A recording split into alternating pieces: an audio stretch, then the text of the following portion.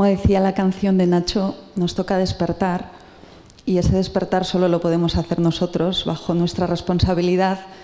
Pero hay algunos despertadores de la conciencia por ahí que resuenan fuerte y uno de esos grandes despertadores es Claudio Naranjo, filósofo, psiquiatra y maestro, que bueno, él está haciendo esa función, ¿no?, de despertar tantas conciencias. Uno de sus libros emblemáticos en la educación, Cambiar la educación para cambiar el mundo, que seguro que a muchos de aquí nos puso en marcha. Y ahora su último libro, La revolución que esperábamos, como que van siempre al compás de la sociedad, del momento que vivimos. Un honor poder contar hoy con su presencia aquí. Muchísimas gracias. Gracias también a Gineta por haber hecho posible que esto se esté dando y gocemos. Gracias, Claudio.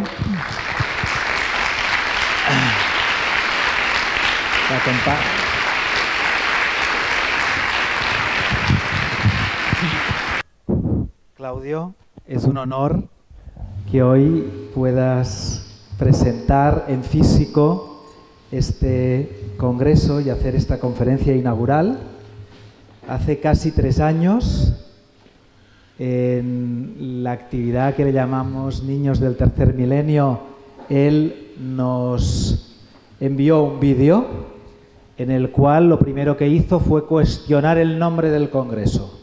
Dice, ¿por qué tenemos que tomar como excusa a los niños para cambiar la educación, cuando hay suficientes razones para que ese cambio la sociedad lo vea y lo ejecute por razón propia? Con el tiempo conocí personalmente a Claudio, le presenté la idea que había surgido a partir de ese encuentro de ampliar y encontrarnos todos y visualizar lo que ya estábamos haciendo. El motivo es el que nos encontremos.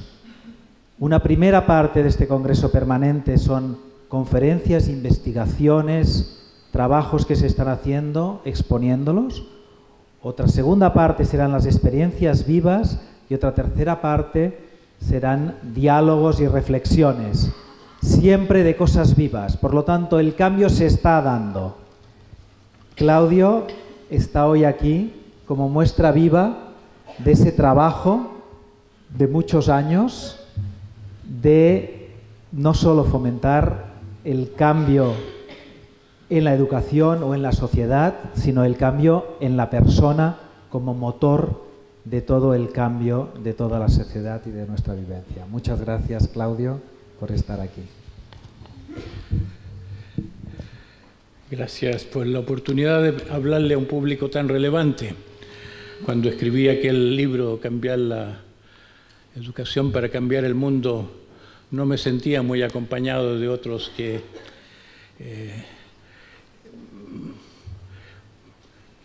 fueran explícitos a través de su descontento de la educación. Siempre la masa de educadores yo creo que ha estado descontenta hace mucho tiempo, pero más bien lo ha expresado en forma de depresión, de alergias, de burnout y de toda clase de síntomas que de declaraciones explícitas por un mal que nos ha afectado a todos. Nos hemos conformado mucho. En este libro que mencionaste, La revolución que esperábamos, empiezo por hablar de los sapos que se los puede poner en una olla a cocinar y no se agitan, no reclaman, porque en su piel tienen solamente detectores de cambios bruscos de temperatura, no detectan los cambios graduales de temperatura. Nosotros parece que también en la sociedad.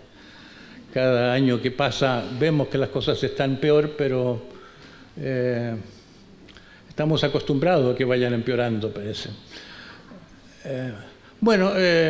Yo tengo un leve optimismo, no tan grande como los que han hablado antes de mí.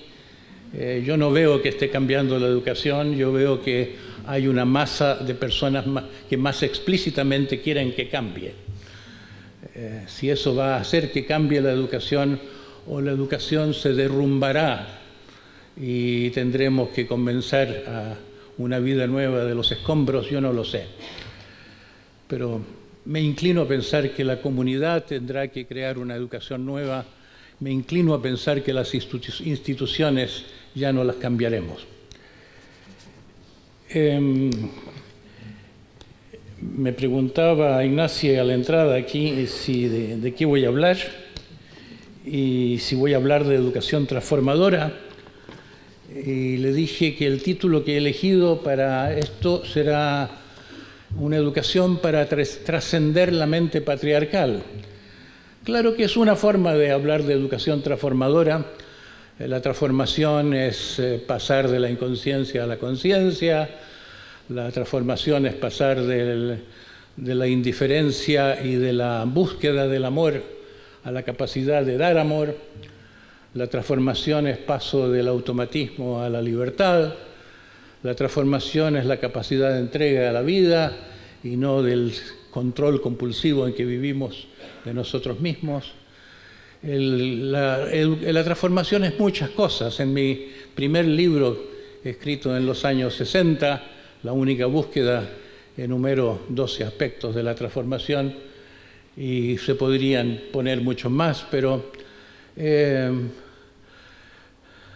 hablar de la transformación en esos términos creo que no sería tan novedoso. Incluso para este foro virtual que acaba de tener lugar, tomé el tema de la transformación en el aspecto de conciencia y amor y lo desarrollé como la necesidad de desarrollar tres amores, tres tipos de amor diferentes: el amor erótico, que lo tenemos castrado, el amor compasivo, que lo tenemos eclipsado por nuestra agresión, y el amor devocional, que ya en nuestro mundo secular lo tenemos bastante olvidado, aunque el mandamiento mosaico es que amar a Dios sobre todas las cosas, incluso antes que el amor a sí mismo y al prójimo.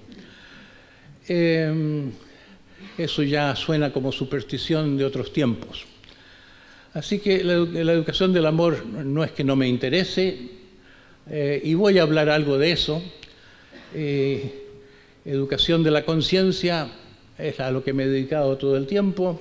Hablé en ese vídeo también de tres aspectos de eso: la conciencia del aquí y ahora, el autoconocimiento, que es el entender la propia vida, y cómo el rompecabezas de la propia vida es uno en que cada cosa se relaciona con la otra, lo que se llama la psicodinamia en el mundo profesional, y la conciencia profunda, la conciencia metafísica, si quiere, lo que el cristianismo antiguo llamaba la verdad, al decir que la verdad os hará libres. No se trata de la sinceridad, de la autenticidad, del decir la verdad sobre las cosas que a uno le pasan, sino que se trataba de encontrarse con esa verdad profunda, la verdad del cero, la verdad de la esencia, o como quiera que uno la llame, que también está bastante olvidada y que no se considera que sea del campo posible, o de la competencia, o de la educación. Así que todo eso lo doy por sentado, pero al ponerle énfasis a que la transformación es trascender la mente patriarcal, estoy poniendo el énfasis en la idea de que la sociedad patriarcal es la causa de todos nuestros males sociales, lo que el Club de Roma llama la problemática mundial, ese conjunto de cosas que va de la inequidad, el espíritu de conquista, la glorificación o la fe en el dinero como el bien supremo y tantas otras cosas. Todo ese conjunto de problemas, según muchos pensadores, no tiene un centro, es simplemente algo que el pensamiento complejo debe comprender como algo multifacético. Yo estoy convencido de que hay un centro y se habla extrañamente demasiado poco de ello. Y al decir que la civilización es el patriarcado, que y que la crisis es una crisis de obsolescencia de la estructura básica de la civilización, que la crisis no es por algo, no es por la era industrial, no es por el comercio, no es por cosas que nos estén pasando ahora, sino que estas son simplemente la consecuencia natural de algo mucho más antiguo. Y entonces, ¿qué es el patriarcado? Explícitamente es el modelo político de la autoridad jerárquica central, pero sabemos que ha habido reinados relativamente felices, ha habido gobiernos benévolos en la historia, que la autoridad en sus orígenes, los reyes sacerdotes babilonios y egipcios, fueron grandes iluminados, fueron seres semidivinos, fueron personas benévolas, y solo que es muy cierto eso de que la autoridad corrompe y se corrompe, y que tenemos mucho tiempo de corrupción ya. Entonces, lo que tenemos ya es una gran mentira de que los que gobiernan hacen una buena labor y que nos representan. El patriarcado hoy no se ve tanto como se veía en la época de los despotismos. Cuando Karl Popper escribió La sociedad abierta, se parecía orgulloso de vivir en una sociedad en que ya no hay Hitler ni Mussolini, personas tan claramente despóticas.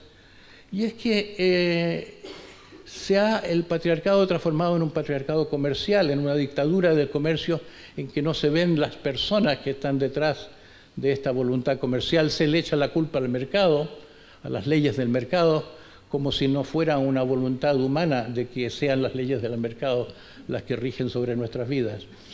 Entonces, hay un despotismo que ha usado grandes recursos para disfrazarse como el famoso lobo que se viste de oveja. Y a mí me interesa el hecho de que no vamos a cambiar la sociedad patriarcal, que no ha cambiado la civilización hasta ahora a través de intentos políticos. Es demasiado grande el mundo, demasiado diverso el mundo, demasiado inerte el mundo al cambio. La defensa del orden establecido es la gran especialidad de los gobiernos del mundo, y no solo de los gobiernos del mundo, sino que esta mente asidiosa, para usar el término de los cristianos para ese pecado de una sobreestabilidad, de no querer mover las cosas, de no molestarse en el cambio profundo. La mente que va por el status quo no permitiría grandes cambios en el mundo. Yo creo que el cambio posible del mundo está en cambiar la mente patriarcal, que existe que es a la sociedad patriarcal como el huevo a la gallina. Se reproduce la sociedad patriarcal, el modelo de sociedad que tenemos, se reproduce una generación a través de otra, claro, a través de la crianza y a través de la educación, pero lo que se reproduce es una mentalidad, la mente patriarcal. ¿Y por qué llamar la mente patriarcal y no llamarla el ego o llamarlo la neurosis simplemente?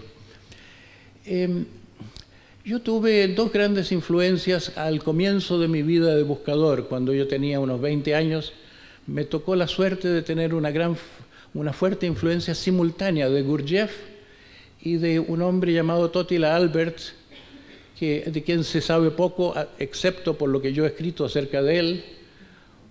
Una persona que fue un poeta que aún no publicado, escribió en alemán, una gran epopeya, un poco más larga que la Divina Comedia y con el mismo contenido de su viaje personal por los mundos, el viaje de ida y de vuelta, que es el viaje de la transformación. Un hombre que se comparaba con Orfeo, porque había muerto y renacido, había hecho un descenso a los infiernos y había hecho el camino a través de su arte y de la inspiración. Se comparaba a Orfeo y era un hombre muy humilde.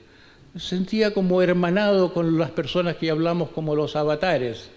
Pobre Jesús, decía, lo que ha hecho la iglesia de él. Pobre Dante, decía, él no podía decir que vio su imagen en la luz, tenía que decir nuestra imagen, porque si no lo queman vivo.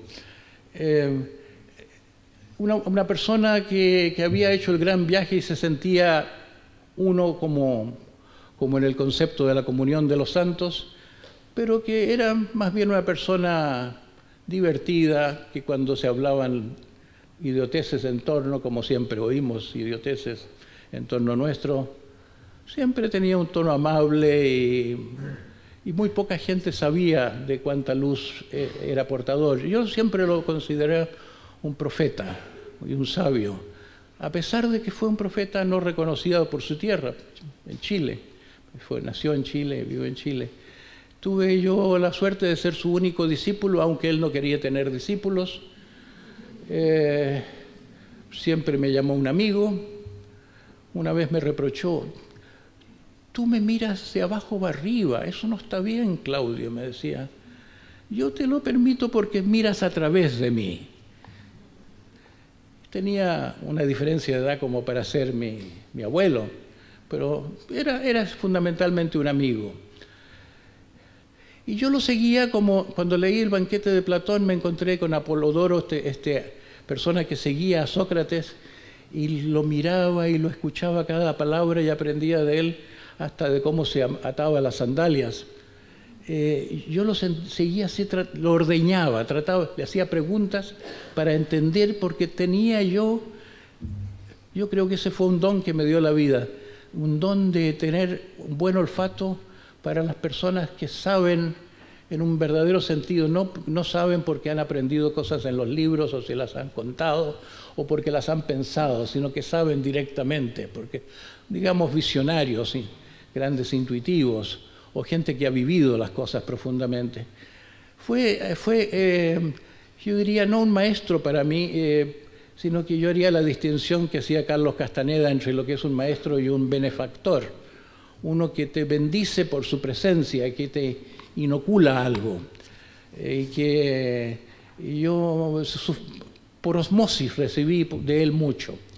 Él fue la primera persona que yo sepa que fue el primer delator del patriarcado, porque Bachofen había descrito el hecho de que había habido una cultura matrística antes de lo que llamamos las civilizaciones.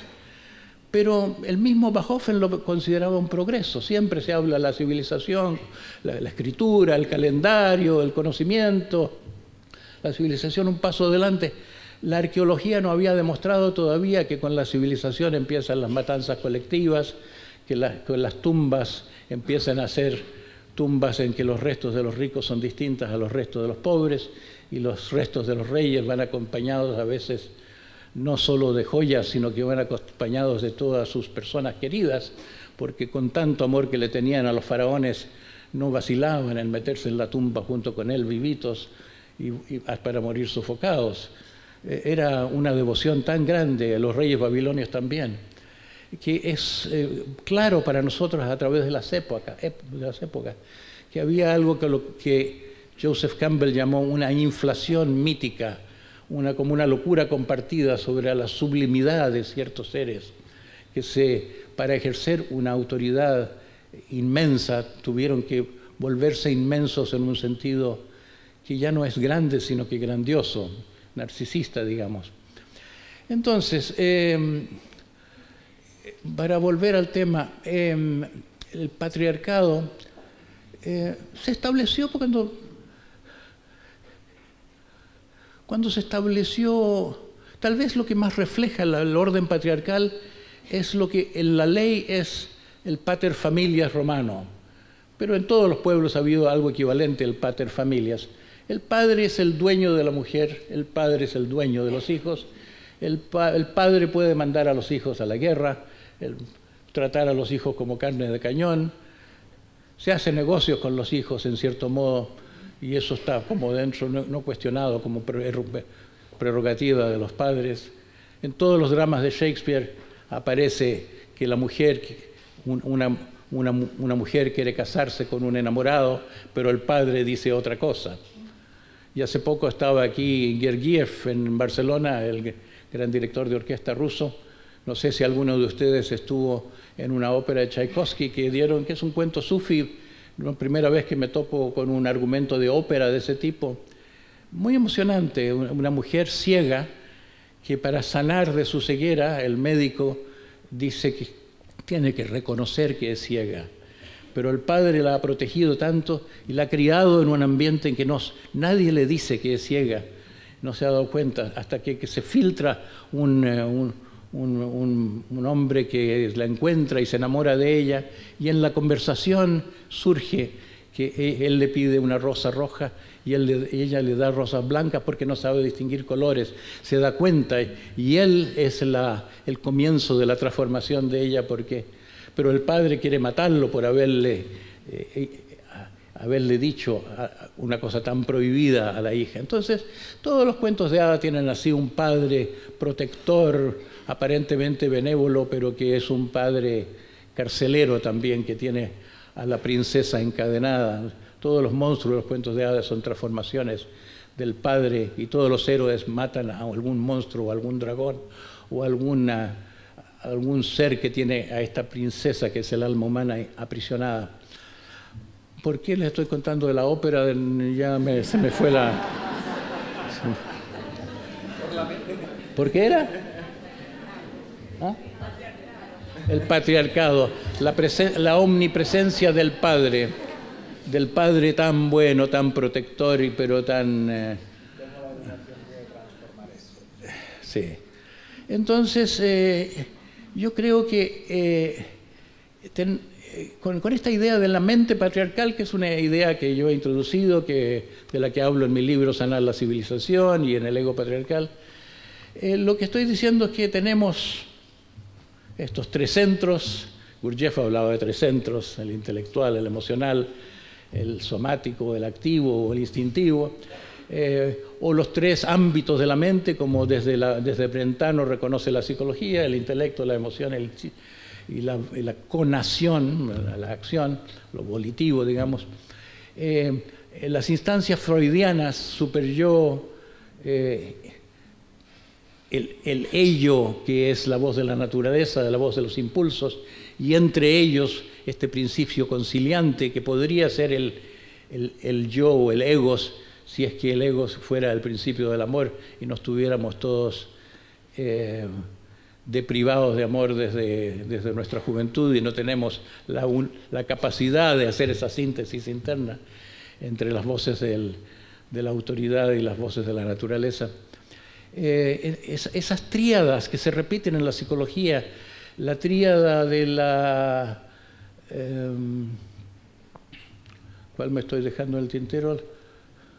Bueno, los tres cerebros.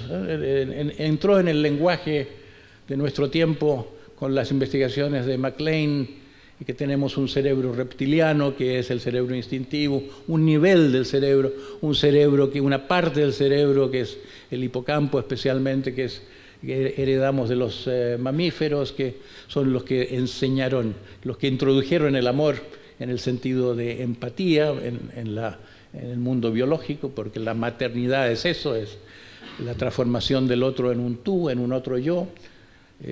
Nosotros ya nacemos con ese potencial, pero está en antagonismo ese potencial con nuestra neurosis patriarcal, que nos hace competitivos, hegemónicos potencialmente, egoístas. Entonces, los tres cerebros, el neocórtex, el cerebro humano propiamente tal, que corresponde al cerebro pensante, todas estas tríadas, a mí me parece que decía que tuve la influencia de tres personas, de dos personas en mi vida. Gurdjieff, que hablaba de tricerebrados y decía que la causa de nuestro sufrimiento, cuando le preguntaba en su último libro, Todo y todas las cosas, ese grueso libro que dictó Gurdjieff al fin de su vida, su nieto Hussein, el nieto le pregunta a Belcebú en un viaje espacial, que van hacia el centro del universo porque ya Belcebú ha cumplido su misión. le dice, pero cuéntame más, abuelo, de estos terrícolas, de estos pobres terrícolas. Y le dice el abuelo, es que no pueden juntar sus tres cerebros. Esta idea de la desintegración interior de los tres cerebros era la idea común de estas dos influencias que tuve. Y Albert lo llamaba el padre, la madre y el hijo. Y esto podría ser un detalle que coincide con todo, calza con todo, porque ya Eric Berne llamaba el padre crítico al super-yo freudiano, y es obvio que el ello es tanto, podemos decirlo, que el animal interior o el niño interior, pues el niño antes de la cultura, el mundo instintivo, y que el cerebro medio, ya el famoso Rolf Carballo en España ya escribió en los años 50, creo, cerebro interno y mundo emocional. Entonces, el mundo emocional es el mundo de la madre. Esta idea de padre, madre, hijo me parece que tiene un gran potencial. Y por eso cuando escribí ese libro que se ha mencionado, la educación para cambiar el mundo, yo he hablado de una educación para el niño, una educación para la madre, la parte materna interior, una educación para la parte padre. Y he hecho muchas variaciones en torno a esto, de que es difícil educar nuestra parte materna o nuestra parte filial por el espíritu del patriarcado, porque el mundo patriarcal impone un imperialismo de la razón, porque puede controlarnos a través de la razón, así como se prohibía creer que gira la Tierra en torno al Sol y no viceversa, se prohibía porque eso amenazaba que la verdad suprema la tuviera la Iglesia. Hay algo así como el detentar la verdad y si se están de acuerdo en enseñarnos ciertas cosas como verdades, se nos puede controlar completamente. Bueno, si tomamos esta idea de que somos una familia disfuncional interna, tenemos padre, madre, hijo, pero el hijo está aplastado, el animal interno o el hijo, ya no sabemos que tiene voz, a mí me gusta más decir que estamos castrados, aunque la palabra más decente sería decir que la especie humana se ha autodomesticado. Domesticamos a los animales, después aprendimos a domesticar a nuestros hijos, por su propio bien, claro, además de que no nos molesten mucho y no tener que entrar en una relación igualitaria con ellos. ¿A qué llevaría eso? Bueno, es difícil la integración entre la autoridad, pero yo pienso en términos de integración. La alternativa a la mente patriarcal o a la sociedad patriarcal no es una regresión a tiempos matrísticos, como piensa Maturana, no es la simple democracia, que es una idea muy vaga. Hay muchas clases de democracia y la democracia es una palabra que se usa para vender muchas otras cosas. Se necesita algo más preciso, una visión más precisa. Entonces, yo creo mucho en la visión de una sociedad triunitaria en consonancia con una mente triunitaria, una mente en que la parte paterna, que es la parte intelectual, no solo racional, sino que intuitiva también, la parte corazón, la parte afectiva y la parte activa, cuyo meollo es no lo corporal, sino que lo instintivo, el principio conductor del cuerpo. Que si fuéramos seres completos, si saliéramos es como si la parte intelectual tiene en la jerarquía biológica un control, está a la cabeza de nuestro sistema nervioso. El sistema piramidal es algo que si se daña, vienen los espasmos, se sueltan otras funciones primitivas. Hay una autoridad natural del intelecto, pero esa autoridad natural se hizo excesiva en el curso de nuestro desarrollo cultural e histórico. Nos envanecemos de ser Homo sapiens. somos tan sapiens que nos volvemos demens. Porque no es sabio ser solamente sabio, no es sabio no tener amor, y sobre todo no es sabio aplastar a nuestra inteligencia organísmica, nuestra inteligencia animal. No se puede vivir, si hablamos de esta frase tan acertada, de educar para la vida y desde la vida, no se puede navegar la vida sin tripas, no se puede navegar la vida sin inteligencia animal. Esa salud básica la hemos perdido y además que está prohibida una educación terapéutica, porque la compartimentalización de las cosas de nuestra cultura hace que se tengan mucha envidia y rivalidad los del Departamento de Educación con los del Departamento de Psicoterapia, o la escuela o el ministerio, al nivel que sea.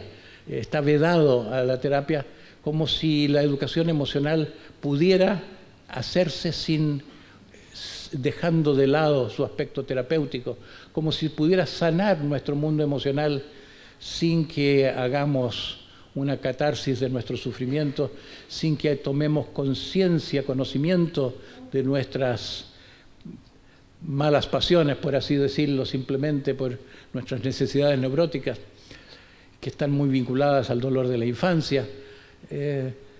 No digo que a los niños se los someta a psicoterapia, pero sí que los educadores deben tener una formación sanadora, que los recursos, debe haber algo así como una transferencia de tecnologías en que pase a lo que es la formación de los terapéuticas un elemento mucho más sanador de lo que da la universidad hasta ahora.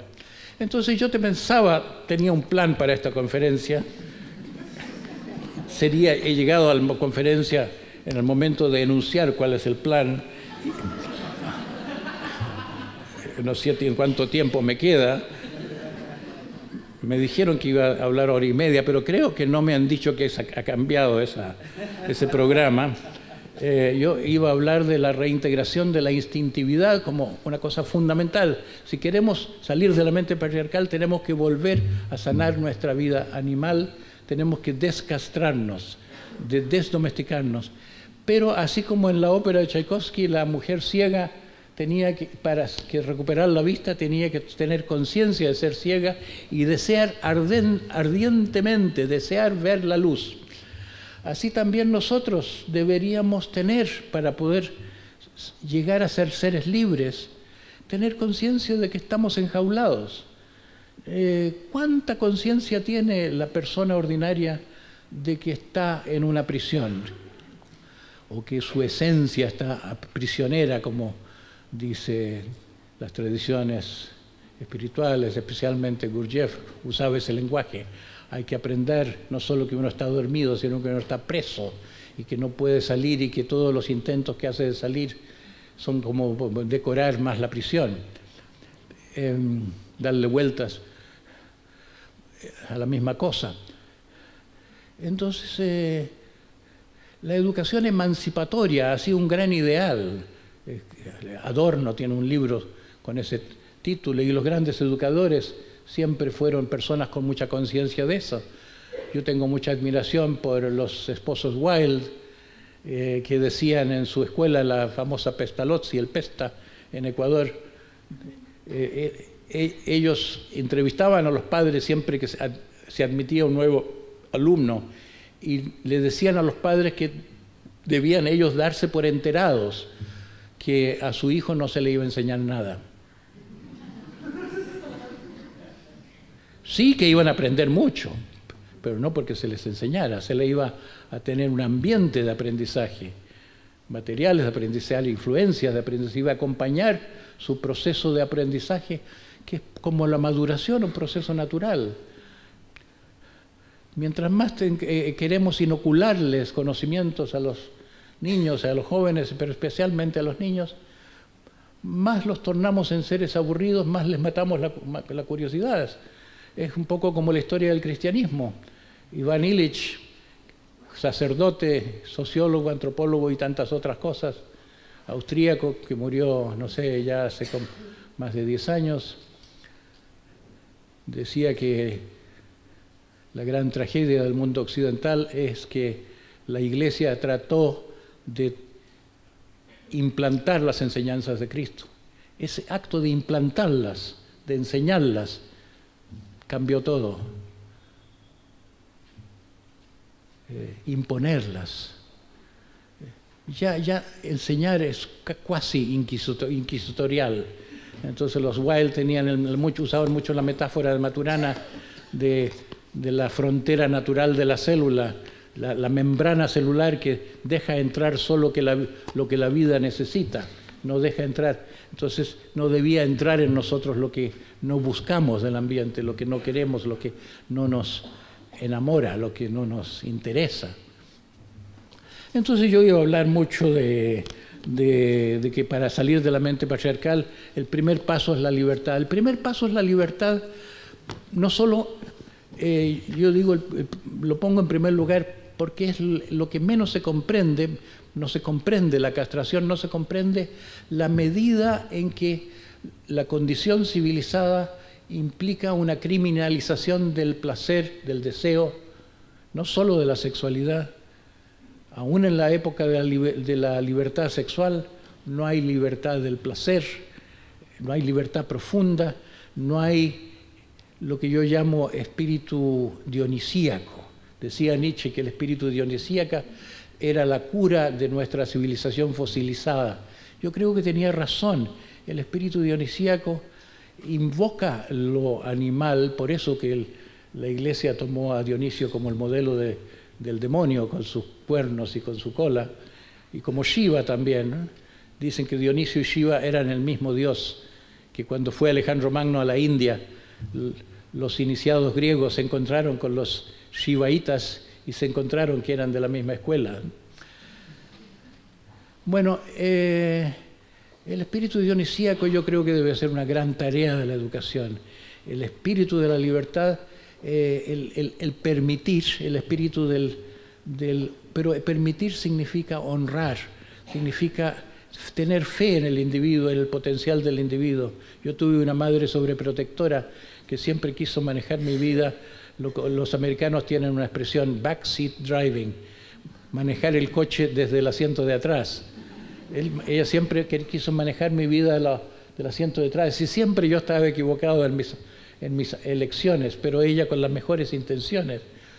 Entonces que yo conozco mucho ese proceso por el cual es muy difícil aguantarse de enseñar y de controlar, y que la educación liberadora debe empezar por ahí. Pero claro, mucho con el placer y mucho con la espontaneidad, la recuperación de la espontaneidad, porque ya los niños llegan bastante dañados a la escuela, y la crianza hace tanto daño como la educación, porque no solo la educación reproduce la mente patriarcal, la crianza también, ciegamente, más de lo mismo. Se necesitaría una gran iniciativa para crear una educación nueva, una verdadera revolución educacional, no una mejora de la educación. Los movimientos de estudiantes que salen a las calles en tantos países del mundo no saben qué pedir. Piden mejores salarios para los profesores, mejores profesores, piden mejores clases de matemáticas, no saben que la jerarquía de las materias en la enseñanza oficial es completamente arbitraria, que los niños hiperkinéticos a veces son bailarines frustrados porque no, en la educación tradicional no saben quedarse quietos. No saben, yo digo que el famoso síndrome de déficit atencional es una respuesta sana a una educación enferma. No existía antes. Bueno, entonces la libertad. Y sin la libertad no hay amor. Tanto que se habla hoy de educar para el amor, pero no se toma en cuenta que no hay amor al prójimo si no hay amor por uno mismo. Y vivimos en el sueño de amarnos a nosotros mismos. A veces hasta nos reprochamos de amarnos demasiado a nosotros mismos, porque no sabemos distinguir lo que es amor por nosotros mismos de lo que es el egoísmo. El egoísmo es un sustituto del amor por nosotros mismos.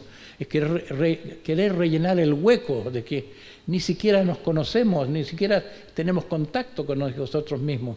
Entonces queremos ser el centro de todo y que nos aplaudan y que nos miren y tantas cosas, y nos volvemos narcisistas. La mente patriarcal es narcisista. Dice yo todo. Bueno, entonces no hay la posibilidad. Educar para el amor tiene dos departamentos, digamos, la así llamada educación emocional. Una cosa son la educación del amor propiamente tal, pero la educación del amor es descubrir que somos amor. Eso es la parte más fácil. Es como en la canción, para subir al cielo se necesita una escalera larga y una cortita.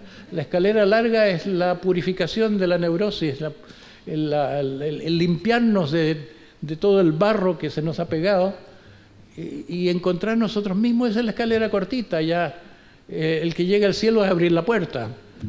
El que llegó por la escalera larga no le queda más que quitarse un velo que casi cae solo. El amor es intrínseco a la naturaleza humana, pese a que eso toda la cultura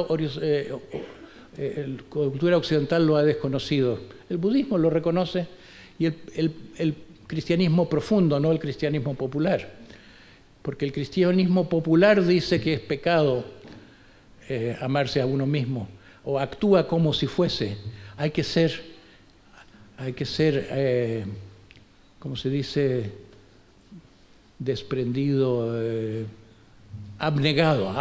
Hay abnegación, hay que negarse a uno mismo. Eso es como el modelo de santidad popular. No se enseña a los niños a amarse a sí mismos. Bueno, estoy viendo por los gestos de Ignacio que no tengo tiempo para hablar de una educación para la sabiduría, que sería el tema más interesante. Yo creo que no estás bien organizado este congreso si no me dan tiempo para hablar de la sabiduría, así que los voy a dejar con la pregunta, ¿qué es la sabiduría? Y con una respuesta muy monosilábica. La sabiduría es lo contrario de la ignorancia, pero la cultura en que vivimos no sabe lo que es ignorancia. Cree que la ignorancia es no saber cosas. No sabe que la ignorancia es ceguera y no ver. La ignorancia es no ver las cosas como son. ¿Y qué es no ver las cosas son? Por ejemplo, los economistas tienen un sistema cerrado en que se ve solo transacciones comerciales. No ven la economía como parte de una red de procesos en que entra el medio ambiente, en que entran los seres humanos.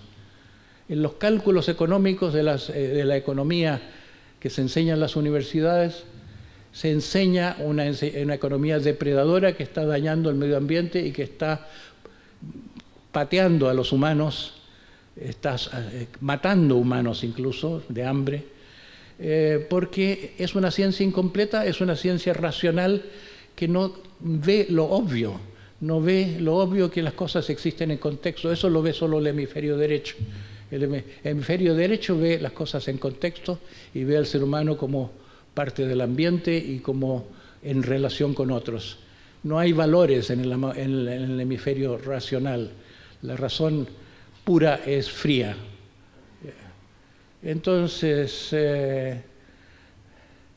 creo que es hora de terminar y muchas gracias.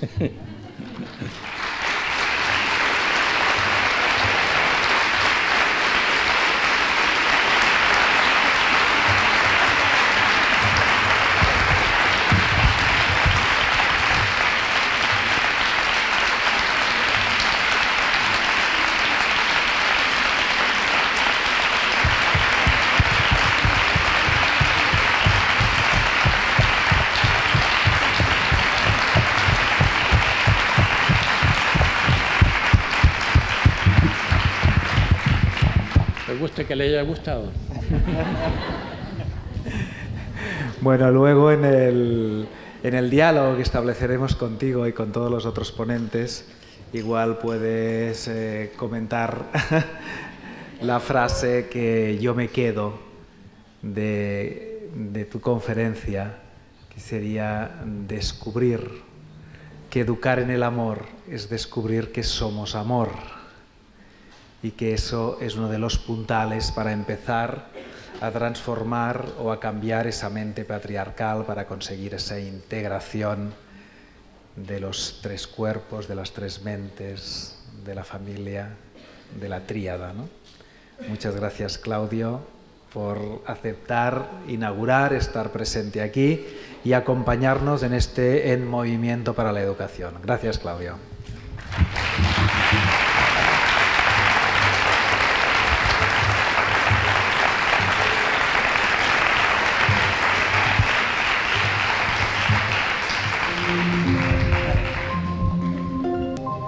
Nos ha hablado de recuperar ese niño, ese instinto, ese instintivo, ¿no? Nos ha hablado de muchas cosas.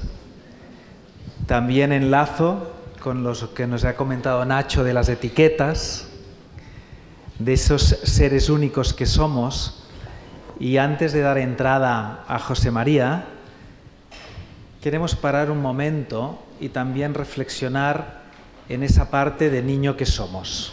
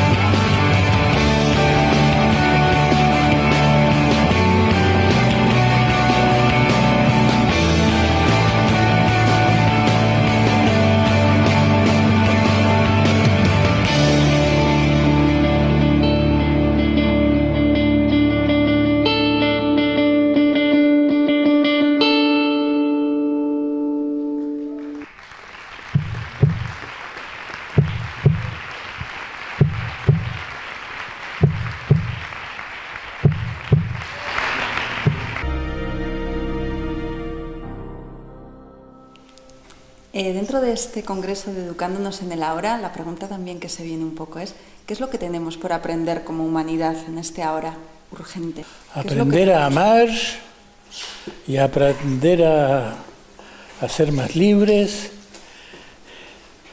y aprender a elevarnos por sobre lo que a mí me gusta llamar nuestra enfermedad, porque es como si estuviéramos enfangados. Hay una plaga, una plaga que se transmite de generación en generación y que va empeorando y que toma coloridos distintos según las pasiones humanas de las personas, pero es como si la misma energía a unas personas las pone más agresivas, a otras personas las pone más vanidosas, a otras personas las pone más buscadoras de su propio placer, pisando cadáveres, pasando por encima del otro. Es como un nivel de adicción, somos adictos a cosas pequeñas. Y para salirse de eso, lo que se necesita es una energía especial que en último término se le puede poner ese nombre de sabiduría, que es entender quién es uno en el fondo, entender que uno no... entender la pequeñez de esas cosas en que uno se enreda, pero pero no es un aprender que se pueda explicar intelectualmente.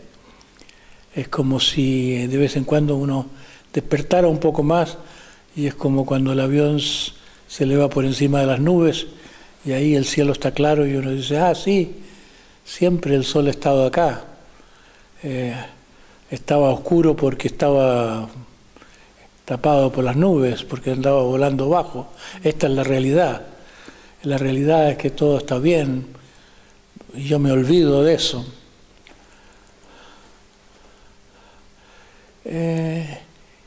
Para aprender estas cosas, la palabra aprender tal vez no sea la mejor, porque sugiere que eso es algo que se pudiera explicar con palabras, se podría entender intelectualmente. A mí me parece que de las cosas que podemos hacer para llegar ahí, una es quedarnos quietos. No sabemos quedarnos quietos. Si sabemos quedarnos quietos exteriormente, no sabemos quedarnos quietos internamente, no sabemos estar en silencio. Y si queremos practicar estar en silencio, la práctica del silencio mental lleva a un estado de paz, y lleva a un estado de desapego incluso. Para estar en silencio hay que encontrar una estabilidad que está más allá de la corriente de los pensamientos. Y esa estabilidad la podemos llamar paz, pero viene de que uno está desapegado de ciertas fuerzas. Es como que uno no es llevado por el viento interno de estas corrientes pasionales. Esa capacidad de quietud se adquiere simplemente con la práctica asidua de estar quieto. Entonces eso está al alcance de todo el mundo. No requiere muchas explicaciones. Es como en el budismo zen, solo sentarse. Son inspiradores los libros, lo que dicen los sabios, los que dicen los que conocen ese estado. Pero en el fondo quedarse quieto es una gran cosa. Otra cosa que sirve es ser menos mentiroso. Mentimos sobre nosotros, mentimos la forma como nos presentamos, mentimos, nos falsificamos y ni siquiera nos atrevemos a decir las cosas como son, porque quedaríamos mal puestos, sería desenmascararnos. Entonces, más o menos hasta el alcance de la mano eso de ser menos mentirosos. La verdad es un camino válido, que es distinto del camino del silencio. De lo compartido esta mañana en este congreso, en este encuentro, ¿cuáles son las ideas con las que se queda? A ver, primero habló José María Toro, dijo muchas frases bellas, juega con las palabras en forma muy bella y significativa, así como esto de descansar, me gusta eso. El descanso que lleva al ser. Esto mismo que yo estaba hablando yo, de quedarse quieto del silencio. Pero es un silencio que tiene que ver con dejarse caer internamente. No es un combate contra los pensamientos. Tenía un sabor de experiencia lo que decía.